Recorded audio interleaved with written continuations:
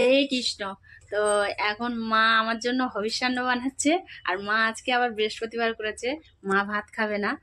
আর আমার জন্য হবিষ্যান্ন বানাচ্ছে। আমি কালকে বানিয়েছিলাম কিন্তু ভালো না, হয়নি। মানে সেই ৩টের সময় খেয়েছি, আর 10টা, হ্যাঁ, 9:30 10টার সময় বানিয়েছি। তো সেটা কেমন ইয়ে হয়ে গেছে, ঠান্ডা হয়ে গেছে, জাব মতো হয়ে গেছে। তা মা বলছে ঝরঝরে করে বানালে ভালো লাগে। তা আমি বলছি তাহলে তুমি বানাও। তা মা আবার বাড়ি যাবে, সেই জন্য বলে আগে তো বানিয়ে দিয়ে যাই। আর এখন তো 12:30 বাজতে যায়। আর আজকে আলু দেয়নি, আমি ঘি খেতে পারি না বলে। তা আর এক সবজি দিয়েই খেতে হয়, সেই জন্য শুধু কুমড়ো কুচিয়ে দিয়েছে আর একটু লঙ্কা দিয়ে দিয়েছে, আর ওতে সন্দক লবণ দেবে। এটাই হবে হবিষ্যান্ন, এটাই খাবো।